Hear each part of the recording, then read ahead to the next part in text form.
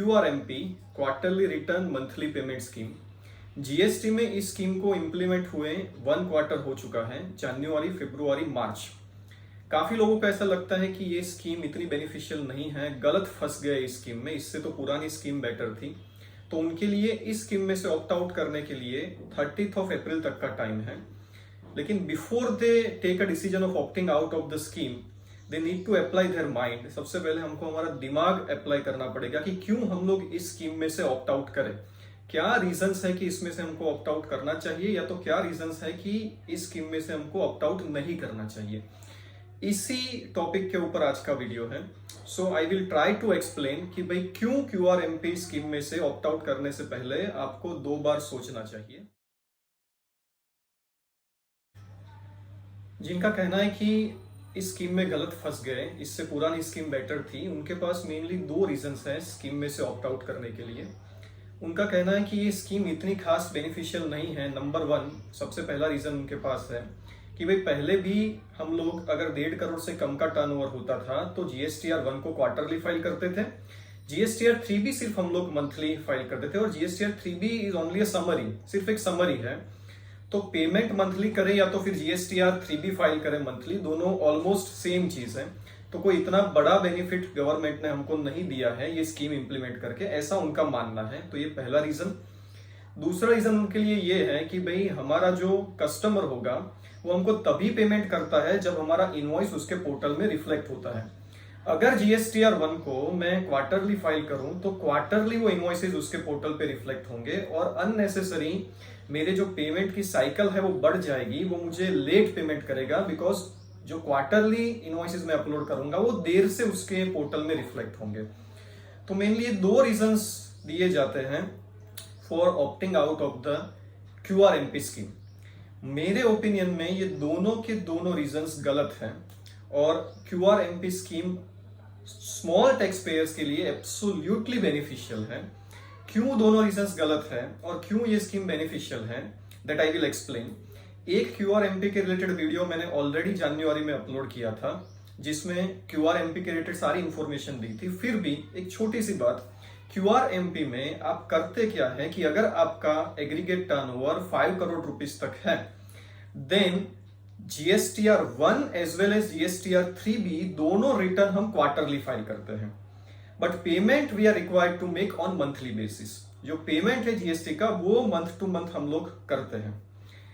अगर कोई पर्सन ऐसा है कि जिसकी ये रिक्वायरमेंट है कि भाई इसी मंथ में उसका इनवॉइस सामने वाले कस्टमर के पोर्टल पे रिफ्लेक्ट हो जाए, तो एक और फैसिलिटी दी गई है QRMP स्कीम में, जिसको हम लोग बोलते हैं IFF, इनवॉइस फर्निशिंग फैसिलिटी। इस फैसिलिटी के थ्रू आप मंथली भी अपने इनवॉइसेस रिफ्लेक्ट करवा सकते हैं सामने वाले के पोर्टल पे, आप वो इनवॉइसेस फर्निश कर सकते हैं। लेकिन इसमें लिमिट है 50 लाख रुपीस तक की, कि 50 लाख रुपए तक के इनवॉइस 1 मंथ में आप IFF के थ्रू अपलोड कर सकते हैं। जो लोग QRMP से ऑप्ट आउट करने की फेवर में है, उनका बोलना है कि अगर 50 लाख से ज्यादा के मेरे इनवॉइसेस है जो मुझे अपलोड करने हैं एवरी मंथ, तो QRMP में ये पॉसिबल नहीं है। बिल्कुल सही बात है उनकी कि QRMP में ये चीज पॉसिबल नहीं है। अब जब मैंने आपको ब्रीफ इंट्रोडक्शन दे दिया है QRMP का, तो जो उनका पहला रीजन है कि हम लोग सिर्फ GSTR 3 भी मंथली फाइल करते थे, पहले क्वार्टरली ही फाइल करते थे GSTR 1 for the persons who are having turnover up to 1.5 crore. तो एक चीज हमको समझनी पड़ेगी कि GSTR 3 भी फाइल करना और पेमेंट करना दोनों में बहुत ही ज्यादा डिफरेंस है। GSTR 3B में आप सिर्फ पेमेंट नहीं करते थे, आप दिखाते थे कि इस महीने का आपका टर्नओवर कितना है, उसमें टैक्सेबल टर्नओवर कितना है, एग्जम्प्ट टर्नओवर कितना है, RCM में आपको कितना पेमेंट करना है, ये सारी चीजें आप वहां पर दिखाते थे। अब दिक्कत ये थी वहां पर कि GSTR 3B वर्सेस GSTR 1 का रिकंसिलिएशन हमको एवरी मंथ बनाना पड़ता था। GSTR 1 में कुछ गया, GSTR 3B में कुछ अलग गया, तो उसका रिकंसिलिएशन बनाना पड़ता था हमको।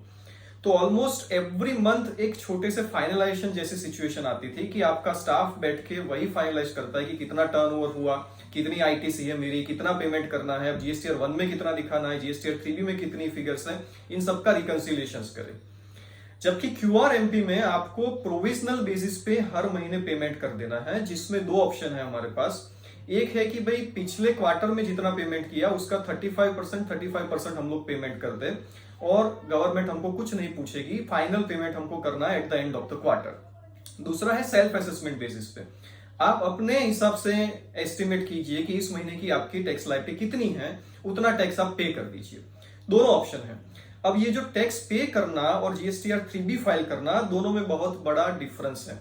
तो हम लोग बिल्कुल नहीं कह सकते कि टैक्स पे करो और जीएसटीआर 3B फाइल करो, दोनों अल्टीमेटली सेम है, बिल्कुल नहीं, ये बिल्कुल भी सेम नहीं है। बहुत बड़ा रिलैक्सेशन है जीएसटीआर 3B को हर महीने फाइल ना करना इसमें, क्योंकि जो छोटा सा फाइलेशन आप हर महीने करते थे वो बढ़कर हर क्वार्टर में हो जाएगा, जिसकी वजह से आपके जो मैन आवर्स है वो काफी सेव होते हैं, काफी टाइम आपका बच जाता है।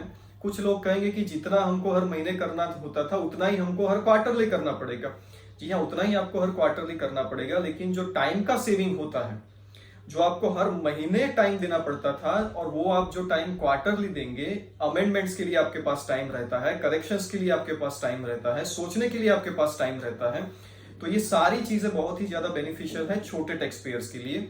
जीएसटी में छोटे टैक्स पेयर्स को सबसे पहले दिक्कत क्या थी? उनकी दिक्कत थी हर महीने का कंप्लायंस, हर महीने के कंप्लायंस के बर्डन, हर महीने ये सारी एंट्रियां देखो, हर महीने जीएसटीआर 3B फाइल करो, हर महीने जीएसटीआर 1 के कंप्लायंसेस देखो। तो इस कंप्लायंसेस को एक्सटेंड करके उन लोगों ने क्वार्टरली कर दिया है, तो definitely it is beneficial for the small tax payers. दूसरी जो बात हम लोग करते हैं, दूसरा जो रीजन दिया जाता है कि भाई अगर मुझे हर महीने अपने इनवॉइसेस रिफ्लेक्ट करवाने हैं in the portal of the customer, तो ये फैसिलिटी QRMP में लिमिटेड है सिर्फ 50 लाख के टर्नओवर तक। तो इतनी चीज हम लोग समझ लें कि QRMP सिर्फ उनके लिए है जिनका टर्नओवर 5 करोड़ रुपए तक है। तो ऑन एन एवरेज मान लीजिए कि 4 करोड़ 80 लाख रुपीस तक का हमारा टर्नओवर है, तो भी मंथली टर्नओवर हमारा टोटल होता है 40 लाख रुपीस। अब 50 लाख रुपए तक के टर्नओवर के लिए इन लोगों ने फैसिलिटी दी है कि आप हर महीने इनवॉइसेस को फर्निश कर सके थ्रू IFF। तो ये भी लिमिट जो है वो छोटी लिमिट नहीं है, इसमें ज्यादातर आपके जो रिक्वायरमेंट्स है वो फुलफिल हो जाते हैं। तो जो भी ऐसा सोचता है कि भाई नहीं इसमें से हम लोग ऑप्ट आउट कर दें, ज्यादा कोई बेनिफिट है नहीं, हर महीने जो इनवॉइसेस रिफ्लेक्ट करवाने हैं वो नहीं हो सकता QRMP में, तो बिल्कुल ये आर्ग्यूमेंट्स गलत है मेरे ओपिनियन में। एक बार फिर से इसको सोचें, आपके मैन आवर्स का सेविंग, आपके कंप्लायंस का जो बर्डन रिड्यूस होता है, आपके पास टाइम रहता है चीजों को एडजस्ट करने का, चीजों को करेक्ट करने का। इन बेनिफिट्स के सामने जो लिमिटेशंस है वो बहुत ही कम है। So definitely small tax payers के लिए कंप्लायंस के बर्डन को बहुत ही ज्यादा रिड्यूस कर दिया गया है QRMP स्कीम के थ्रू। तो बिल्कुल इसमें से ऑप्ट आउट ना करें। So this is my opinion that QRMP is absolutely beneficial for the small tax payers.